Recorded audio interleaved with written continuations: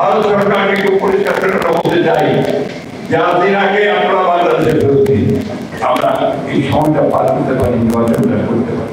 এখন পর্যন্ত নির্বাচনের যত বাধা সৃষ্টি করেছেন আপনারা করবেন। আপনারা পিয়ারের দাবি নিয়ে এসে যেটা আলোচনা ছিল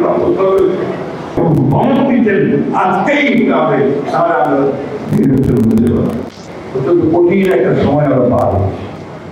এই সময়টা আমাদের জন্য পরীক্ষা। আমরা এই সময়টা পার করতে পারি, নির্বাচনটা করতে পারি। এখানে বিভিন্ন শক্তি প্রধান উপদেষ্টা নিজেই বলছেন যে কোনো সময় হামলা হতে পারে। তুমি পরিষ্কার করে বলা উচিত যে আমরা কোথেকে আসবে, কারা করতে হবে বলা উচিত, যাতে প্রস্তুত আছে যেগুলো হামলা প্রতিরোধ করতে। টানা তৃতীয়বার অর্জন করেছে দেশের সেরা সুপার ব্র্যান্ড স্বীকৃতি বসুন্ধরা টিস্যু। পরিষ্কার করে বলতে চাই, এই দেশের মানুষ গণতন্ত্র চায়, গণতান্ত্রিক ব্যবস্থা। আর একটা জিনিস পরিষ্কার করে বলতে চাই, আজকে হাসিনা বিভিন্ন মিডিয়াকে ইন্টারভিউ দিচ্ছে, তাকে সাংবাদিকরা জিজ্ঞেস করেছিল তুমি কি আপনি চাইলে চাইলের জন্য তোমার কর্মকর্তাদের জন্য আমরা আপনি চাইব।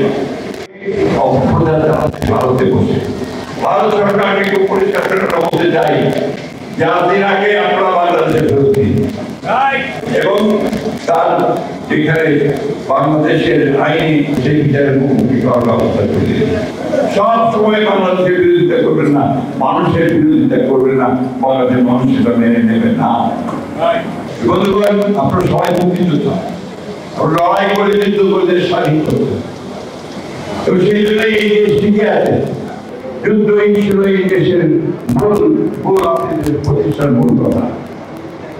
এই দেশের দায়িত্ব আজকে যে সমস্ত শত্রুরা দেশকে ধ্বংস করার জন্য, দেশের মানুষের বিরুদ্ধে করার জন্য বিভিন্ন চক্রান্ত চেষ্টা করছে, আমরা জনগণকে সঙ্গে দিয়ে শহীদ প্রেসিডেন্ট আমাদের সমস্ত চক্রান্তকে ব্যর্থ করে দেবো। দেশে প্রতিষ্ঠা করবো ইনশাআল্লাহ।